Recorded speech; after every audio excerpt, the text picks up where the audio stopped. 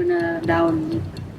Jadi kita yang biasanya kan kita kan dari 2018 sudah produksi, penjualan kita per hari itu banyak yang terbuang. Jadi kalau misalnya sekarang sehari itu ada, besoknya nggak ada, akhirnya kebuang lah itu makanan. Punya misi menyelamatkan makanan sebelum makanan itu menjadi sampah.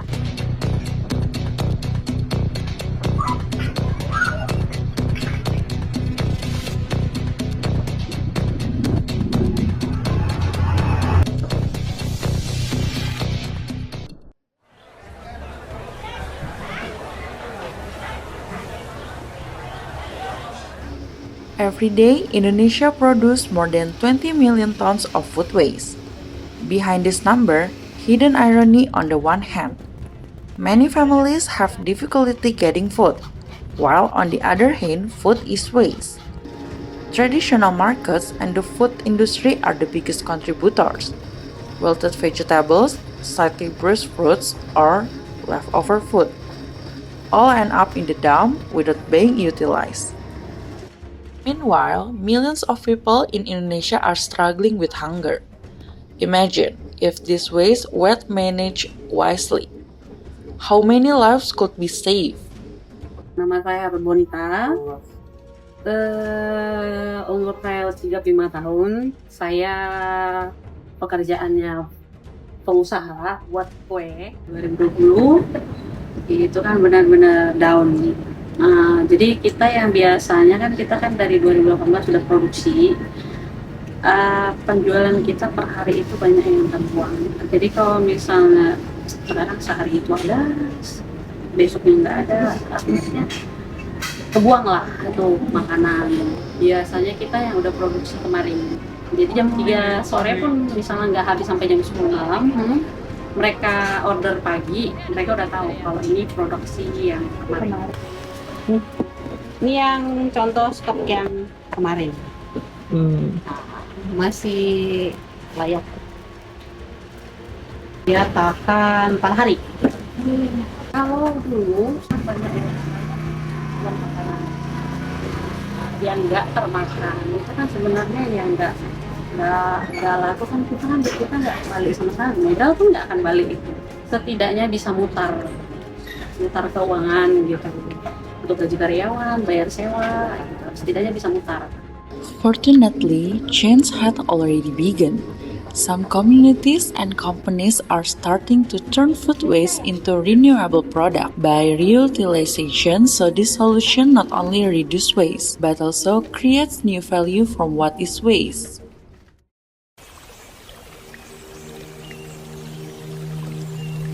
Among the plants of the Purwakarta region, natural resource thrive, producing brightly colored fruit with a refreshing taste lemons. This commodity is not just another crop, but a symbol of the perseverance of farmers in the highlands.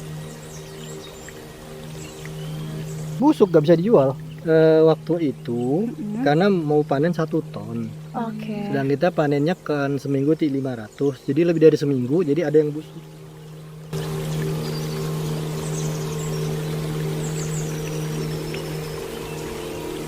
Saya Andrina Effendi, saya owner dari Glory Farm. Jadi buah lemon itu kita petik. Saat kita petik itu untuk menjaga kualitas lemonnya supaya fresh, itu kita bukan petik asal tarik gitu loh. Tapi itu kita gunting satu-satu gitu loh supaya ada ujungnya yang dimana itu menjaga kesegaran si buah lemonnya. Jadi itu adalah salah satu kuncinya. Setelah itu kita bawa ke gudangnya kita cuci, kita bersihkan, lalu kita masukkan sesuai batch. Kalau lemon kulitnya tebel itu adalah lemon yang kayak kebanyakan pestisida sampai dia tuh kayak resisten, jadi nebelin gitu kulitnya.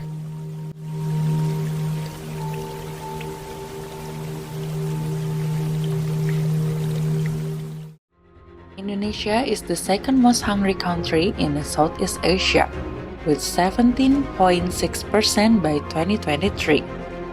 However, the data show a gradual decline. According to the Global Hunger Index, Indonesia's score is at a moderate level. In 2022, the figure was 17.9, A year later, it dropped to 17.6, and in 2024, it is projected to decline further, reaching 16.9, falling into the moderate category. However, when compared to other countries in the Asian region, Indonesia's score remains better than Timor-Leste, which has a score of 27 and Laos with 19.8. Nevertheless, the challenge of hunger in Indonesia still requires serious attention.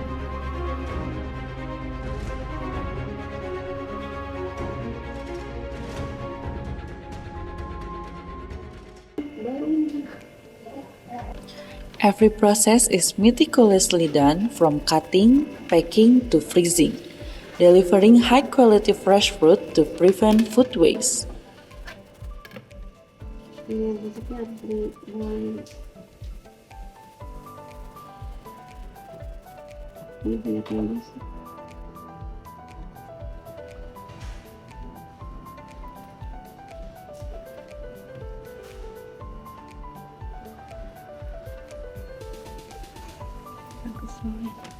Kadang kan kalau alpukat kan meskipun yang bagus juga dalamnya kan pasti ada yang gini juga.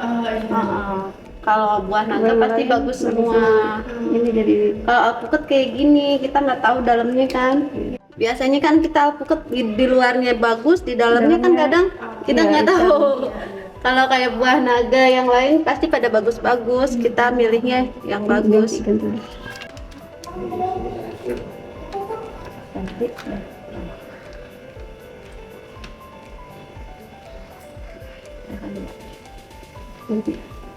Ya, ini disil supaya tahan lama. Kalau disil mungkin 2 minggu. Ya, kalau nggak disil seminggu atau 5 hari tahan lamanya. Ini kalau alpukat 150 untuk sekali pakai. Kalau yang lain 500 gram. Sesuai dibutuhkan.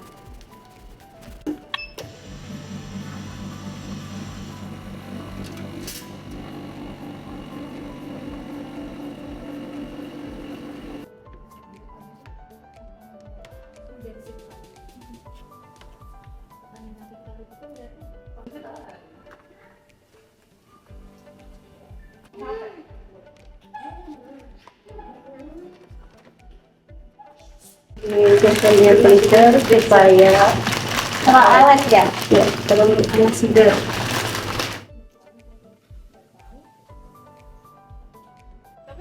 Kenal sebelumnya, namaku Zulaika Almira, biasa dipanggil Almi. Di sini aku sebagai operational manajernya Yosibel by Surplus. Jadi sebenarnya kan kita basicnya aplikasi ya, Surplus Indonesia, di mana aplikasinya itu lebih kayak punya misi menyelamatkan makanan sebelum makanan itu menjadi sampah. Jadi lebih tepatnya tuh mencegah, menghindari dia menjadi sampah gitu kan. Nah, dari situ kan banyak kekhawatiran kalau misalnya hampir 23-48 juta ton makanan itu terbuang sia-sia di TPA. Nah, dari kekhawatiran itu muncullah di sayur dan buah, di mana banyak sekali petani yang misalnya buah-buahan dan sayur-sayurnya tidak terserap ke pasar, lalu terbuang sia-sia gitu. Nah, dari kekhawatiran itu Jusibel sendiri melihat adanya potensi pengolahan buah-buahan dan sayur yang berlebih, atau misalnya yang udah terlalu matang gitu kan, terus yang nggak bisa masuk ke pasar, nggak bisa masuk ke supermarket, itu kita olah gitu kan, daripada mereka terbuang sia-sia. Dan kalau misalnya lagi overstock gitu kan, harga petani itu sangat jatuh ya. Nah, kita memberi chance ke petani juga supaya menentukan harga lewat sendiri gitu, supaya mereka nggak rugi banget.